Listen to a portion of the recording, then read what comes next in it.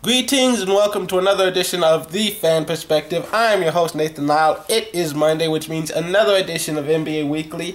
And here's how things are shaping up in the association after a very exciting weekend. First of all, the Miami Heat have now won 11 games in a row. The Memphis Grizzlies have won 7 games in a row. And the Indiana Pacers have won 4 games in a row. And they have quietly snuck their way into second place in the Eastern Conference.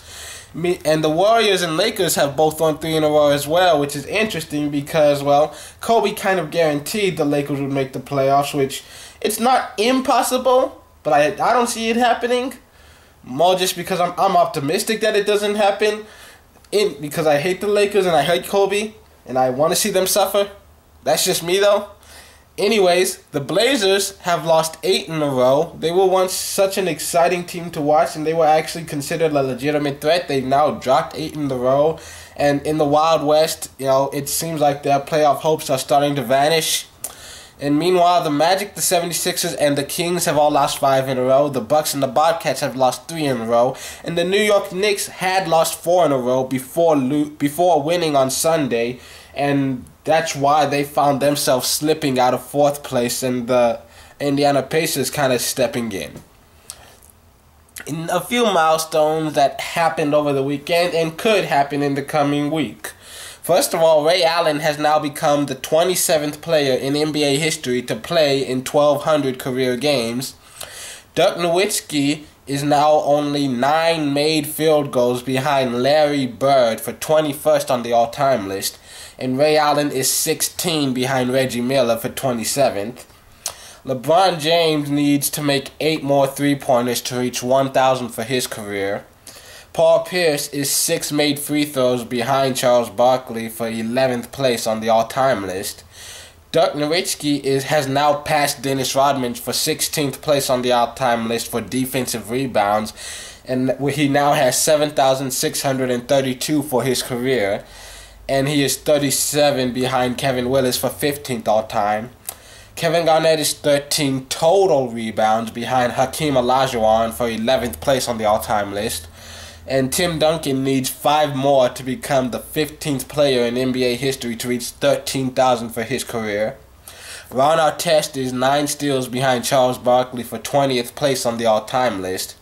Sean Marion is 5 behind Rod Strickland for 25th. Steven Jackson needs 7 more to reach 1,100 for his career.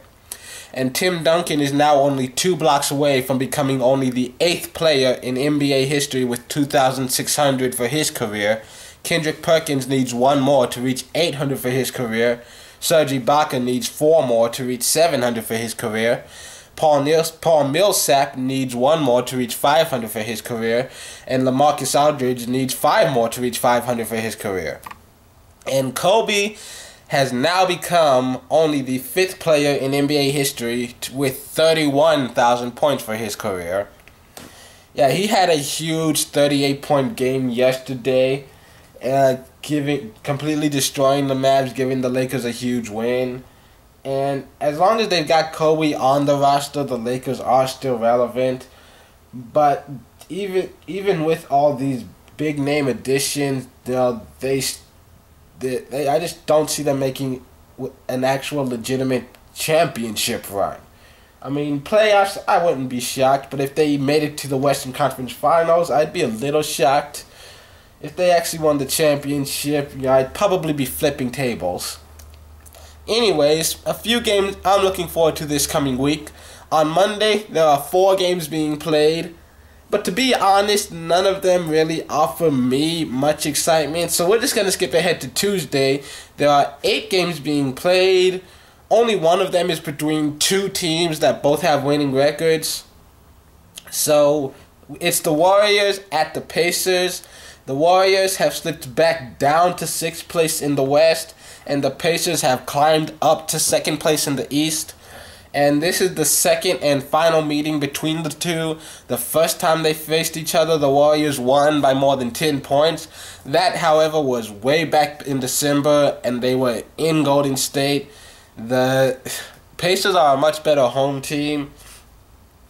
And on Wednesday, There is a full 10-game slate, and so a handful of games actually do look interesting. First, you've got the Warriors at the Knicks, the first of only 2 meetings between these teams this year. And honestly, with Bogut in the rotation, the Warriors would stand a shot.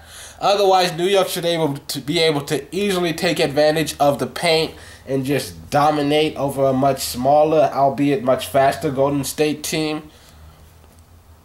Then you've got the Mavericks at the Grizzlies. The Mavericks still have a long shot of making the playoffs, but that'll be nearly impossible for them to do, especially if they can't keep winning. And winning is going to be very hard to do against the Memphis Grizzlies. They've been on a tear lately. And later you've got Milwaukee at Houston. If the Bucks keep losing, they won't be in the playoffs. Pure and simple. And Houston was easily able to dominate them the last time they met. And you've also got the Hawks at the Jazz. The Hawks have fallen down to the 6th seed in the East, while the Jazz are barely holding on to the 7th seed in the West. Both teams feature prominent big men and are looking to gain some ground on the competition just to guarantee that they stay in the playoffs. And then you've got the Nuggets at the Blazers. The Blazers are looking to get back on a very long winning streak if they have any hope of making the playoffs. The first 2 times these teams played, the home team won each match. And then on Thursday, there are only 3 games on the schedule, and only 2 of them that I'm actually going to talk about. First, you've got the Clippers at the Pacers. A potential finals preview as 2 of the top teams in each conference face off for the first time this season. And I'm wondering, how much damage is Blake Griffin going to be able to do with David West guarding him? You know, is George Hill capable of containing CP3? I mean, is Lob City going to be able to handle the grittiness of this Pacers defense? And then you've also got the 76ers at the Bulls, because the 76ers, they still have a long shot of getting into the playoffs, but they have yet to beat the Bulls this season. So that's it for this episode. Tune in Friday for another edition of NBA Weekly. And things are kind of busy right now, but sometime after spring break, I'm probably going to start doing some NFL power rankings. And of course, in April, once the playoffs come, I'm going to start doing more in-depth. I mean, there are 32 teams in the association. It's hard to cover every single one. I want to be all-encompassing. But either way, just tune in next Friday for another edition of NBA Weekly. Until then, I am your host, Nathan Lau. This has been The Fan Perspective. Happy Monday. Have a good week. See you on Friday.